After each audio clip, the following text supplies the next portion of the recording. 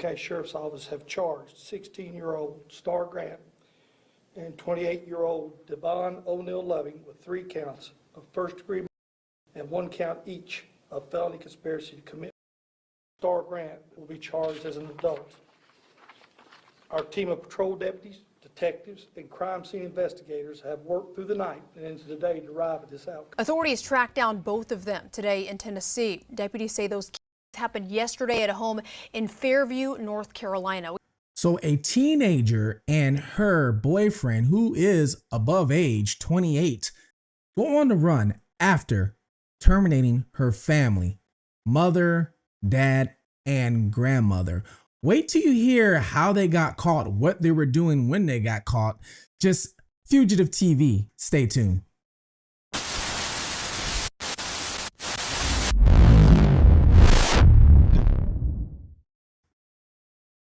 Fugitive TV, I am your host, Ray Marcel. And what we do here is we take a look at cases of either missing individuals, true crime, cases that need a bigger spotlight, or sometimes a deeper dive. Now, here we give cases a deeper dive and also a different type of look. Because see, I was once a fugitive on the run from the law myself. I ran for 15 years after committing some white collar crime, lived in different countries, assumed different names, eventually turned myself in. Now I have this YouTube channel. I help family members locate missing people. I help family members even locate other fugitives that need to be brought to justice. Today, we're going to take a look at a case. Now, this case is making national headlines, but there's some information missing that the big media is not telling everybody about. So I'm going to fill in those little details that some people might have questions about when it comes to this case. Now, this case is out of North Carolina, okay? It involves a young lady, 16, by the name of Star Grant, okay? Her and a 28-year-old man ended up just leaving North Carolina, okay, and going to Tennessee. Now, here's what happened from the start. From the start, there was a family that lived in a home, and I guess people can get a hold of them. Now, I'm going to read to you some more details so you can get the real details of this, but I'm just giving you the gist of it right now. So it was a home or a family at a home that nobody could get a hold of them, right? So they had to call a welfare check. Police showed up twice, couldn't enter, but they didn't have enough evidence to enter the home. So the third time they showed up, which was this past Thursday, they had enough evidence or enough proof, I guess, to enter the home. Enter the home where they found 3 bodies, okay? Male, female, and another female. Now, the names of the individuals are 41-year-old Travis Eugene Grant, his wife, 42-year-old Kimberly Michelle Grant, and then 66-year-old Sharon Harwood Grant, who was Travis's mother. Crime scene tape still hanging here on this fence, just one day after deputies with the Buncombe County Sheriff's Office say they found 3 adults. So you had the grandmother, her son Travis, and his wife Kimberly. So police, law enforcement show up to the house, and when they show up, they see them, but then they realize that, hey, somebody's missing. There is a daughter, her name is Star Grant. She's nowhere to be found, all right? And since she's missing, nowhere to be found, police ended up tracking her later on, days later in Tennessee, with a grown individual by the name of Devan Loving, okay? Now, Star's 16, Devon's 28. Now, police aren't saying what the relationship is between the two, but after doing some digging, I did find out that the relationship is intimate, okay? Now, we're going to get into a little more details. I'm going to fill the blanks out for you, but let me read this article for you, okay? So you can get the full gist of it. Now, one of the suspects accused in their deaths, the victim's daughter and granddaughter. All 4 of them beloved by the community, leaving neighbors shocked. Her family was great to me. They treated me well.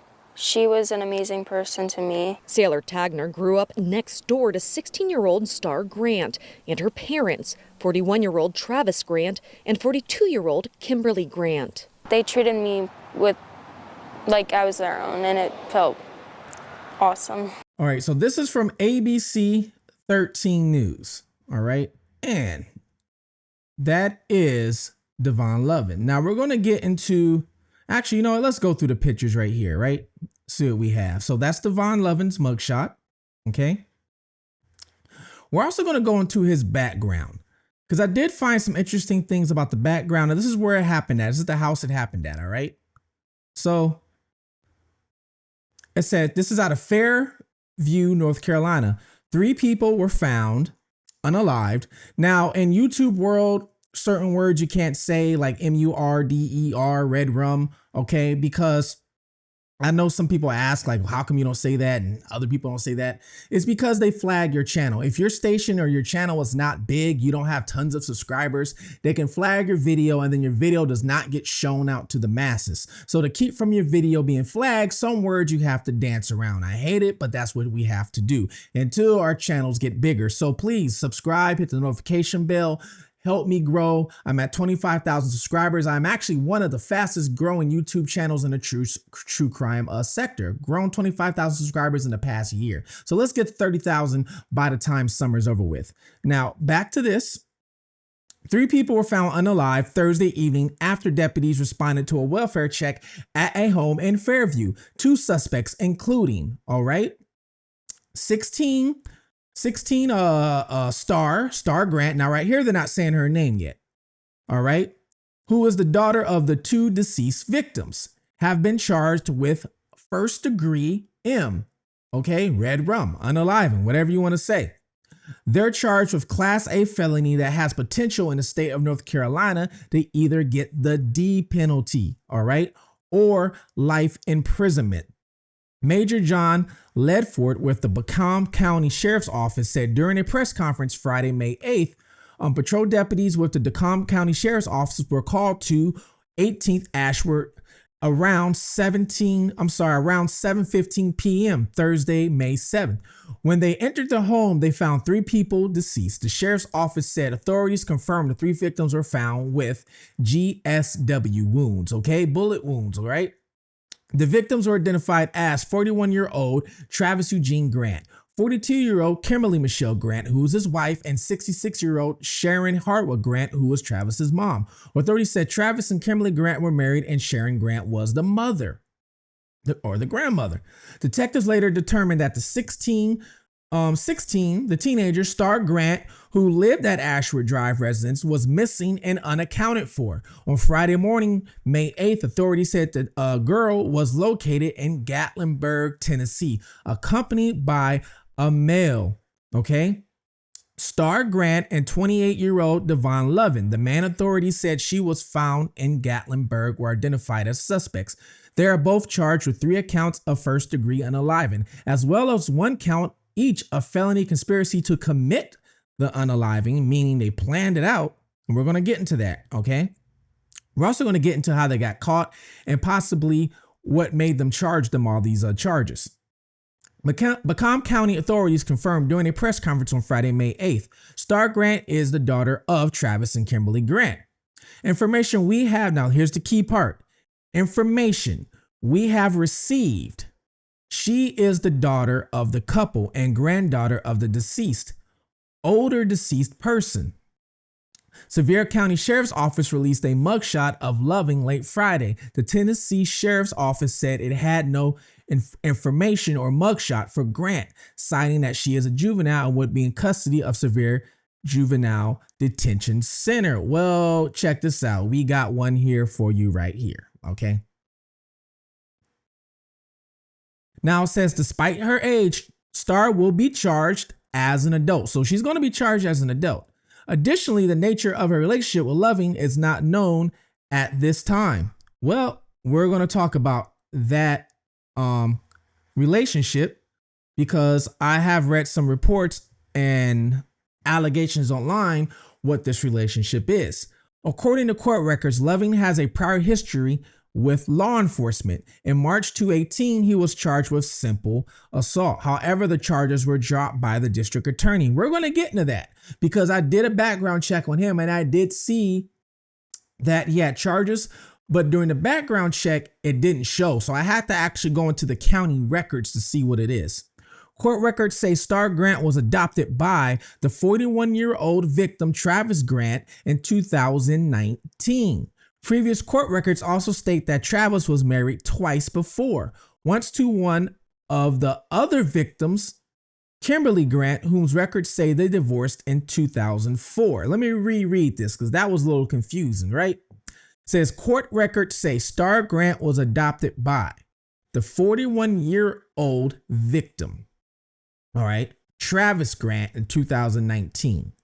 Previous court records also state that Travis was married twice before, once to one of the other victims, Kimberly Grant, for whom records say they divorced in 2004. So if I'm reading this right, it sounds like Travis and Kimberly divorced in 2004. Is that what it sounded like? I don't know. It sounds like that. Divorced or not, that right now doesn't have anything really to do with the case of what happened. And I know that just by looking at the whole situation, which I'm going to explain. Star Grant and Devan Loving will face an extradition hearing in Tennessee before being brought to Buncombe County, local authorities confirm. Thursday disturbing discovery came after two other welfare check calls earlier this week. The sheriff's office said deputies responded out there, went to the residence through their time. As investigation, they did not develop enough information to force entry into the residence. We have to be able to articulate there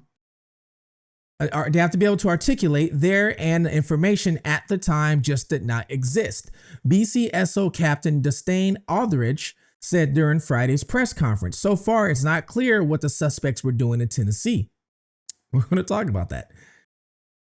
That's what the investigation will determine, why they're in Gatlinburg. The two defendants who are charged are both Buncombe County residents. As far as long as suspects were in Tennessee, Aldridge said it is believed they were there more than a few days. We're going to talk about exactly how long they probably were there, but the total length of time is still under investigation.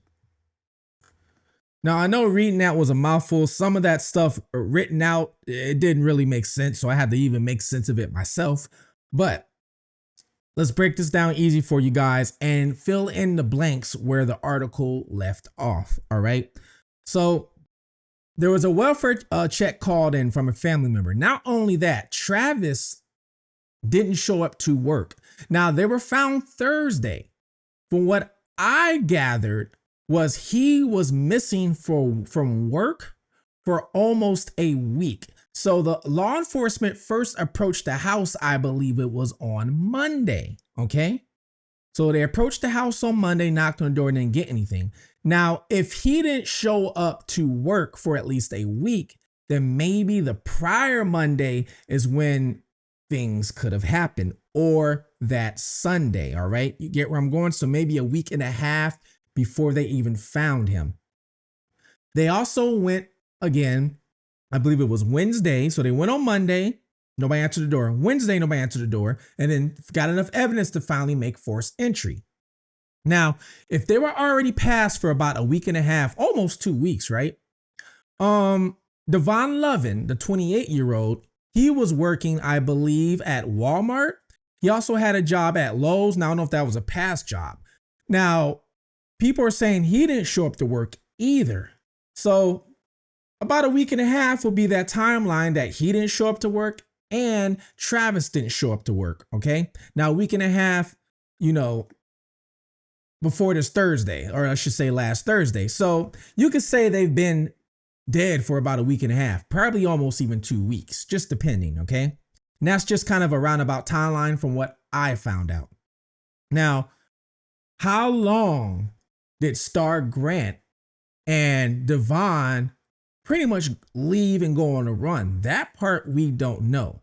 I'm thinking they probably left right after it happened. So they probably left a week and a half too. Why would they stick around? Now, they went to Gatlinburg, Tennessee. Now, they saying they don't know what they were doing. They were busted in a hotel. They were in a hotel in Gatlinburg, Tennessee, right after they were making DoorDash deliveries. Now, one lady did come out and say that I guess she was probably one of the last people she door dashed before they got busted. She came out and said, so here's I'm going to read to you. A woman in nearby Sevierville, I hope you pronounced that right. I've never been there, so I'm hoping I pronounced that right. Sevierville, Tennessee claimed the suspects delivered the DoorDash order just hours before their arrest. The woman said she did not intentionally recognize the pair because she had not been following the news. She described the encounter as super odd, saying both suspects got out of the vehicle and lingered outside her home longer than expected. She also claimed the pair had a small white puppy with them and told her they were visiting from North Carolina. I found it very odd they both got out the car and acted like they didn't want to leave, the woman said. Now, using technology, this is likely how the TBI and SBI were able to track the couple down in Tennessee. So he was already working for DoorDash. So they might have had a record already of him working for DoorDash, plus with flock cameras. So if he's using his car, all right, using his car, they tracked his car down easily. So for you people who don't know, it's easy for them to track your car down using flock cameras. If they have your plate, which in DoorDash, you're going to have your plate, right, in the app. So if they have your plate, all law has to do is take your plate number, they put it into an AI system that is actually in the law enforcement system with these flock cameras. And then what happens is, just like that, the AI will pull up every camera you pass, just like that. You pass here at this time, here at this time. Here's the video. Here's the video. Here's the video. Here's the video. It's easy, so they can track you in real time. So while they were out there door dashing, they were most likely getting tracked. And then they went back to the hotel where they were at, and then that's where they got busted. Now, like I said, I did do a background on Devan Loving, okay? And that article has said it showed up as, a simple assault. So I did see March 31st, 2018 out of the district, but you do not see what the charges are whatsoever. You don't even see them. So I actually had to go into the court records and find them. Yeah, so I went into the records and I did find this, which happened on March 31st, 2018. He had a warrant for arrest that was issued, and it was for simple assault. It also says that he was fingerprinted and everything. He was let out on bond with, actually looks like it was $0 bond. No plea deal. It looks like the charges were dropped. We just got an update from the sheriff's office. Yeah, so it was just minutes ago in the Buncombe County Courthouse behind me where we were hearing from the sheriff and captain about this case. They told us that this morning, 16-year-old Star Grant, as you said, the daughter of two of those victims and the granddaughter of the other woman who was murdered, and 28-year-old Devan Loving are both charged with 3 counts of first-degree, 1 count each of felony to commit. Now, no motive has been shared at this time. The relationship between the two also hasn't been shared at this time. The sheriff's office says that they are looking into it right now. Now, from reports that I saw online, this is just allegedly, so I don't know if this is fact or not. Some people are saying that the family put out a restraining order on him before all this happened, that he was not supposed to be around her or the family. I don't know if this is true. This is just some reports that I have mentioned. Now, if you're following this case or you know about that, you're welcome to reach out to me, and you're also welcome to comment down below, if this is true or not. And if it is truth to that, do you have a link for that? Because I couldn't find it. But allegedly there's supposed to be a restraining order against him, or a protective order. It depends. Some places say restraining order. Some counties district will say protective order, but they're the same thing. Now, even if there was a restraining order or protective order on him, it's just a piece of paper. All it is saying that he's not supposed to be around him within 100 feet or 100 or a certain amount of feet or a certain amount of yards. That does not guarantee that the person is not going to come by the house or do anything. Now, did they do this together? This is what we're going to talk about now. Now, even though they got caught, right? During the press conference, the police said something that might have went over a lot of people's heads, but me in my ear, I heard it to the detail. They said during their investigations with them conducting the interviews, okay, they had enough evidence to charge them with what they're being charged with. Our detectives traveled to Gatlinburg to interview the suspects. Information received during those interviews led to the first-degree and felony conspiracy charges to commit were taken out. They will face extradition hearing in Tennessee before they'll be transferred back here to Buncombe County. They said during the interviews, keyword, meaning that they interviewed them, right? Now, for you guys who's never been interviewed before, interrogated before, I'm going to explain to you exactly how it goes. When I turned myself in, I was interrogated for 4.5 days straight. Local, FBI, agents here and there, all wanted to know exactly how I did, what I did, got away with it, and all kind of information. And in return, they're like, we're not going to press charges on you because you didn't commit. Because while I was on the run, I didn't go out there and commit a lot of crimes. I actually opened up businesses. I went to school. I lived like a normal citizen while I was on the run. So they actually were like, if you tell us all this, this is what we'll do. All right. Well, this is what I'm pretty sure happened to them. They're going to take him, put him in a separate room. They're going to take her, put her in a separate room. Who do you think they're going to try and be nice, the nicest to first? If you said her, bingo, you are correct. Here is the reason why. She's underage, okay? She's not even an adult yet, okay? They have a lot more reasons to go to her, to get her to crack, to get her to say something, okay? And this is just a proven fact. A lot of times the female, when it comes to like an organized crime ring, the female will get approached to first, especially if she's the youngest, with a deal offer, or they might consider them to be the weakest link. And that's just the fact. A lot of times what they do, unless you're just some crime boss, that's a different story. But most likely they went to her a different way than they went to him. Now they might have went to him. Now I don't know what was said, but I can guarantee you that when they went to him, he probably didn't say nothing or whatever it is. But when they went to her, I'm pretty sure that she spilled the beans, because they said they even got charged with conspiracy to commit it, meaning that one of them had to tell that they planned to do this. So she probably cracked, okay, after they told her, hey, Star, you're only 16. You still got a whole life ahead of you.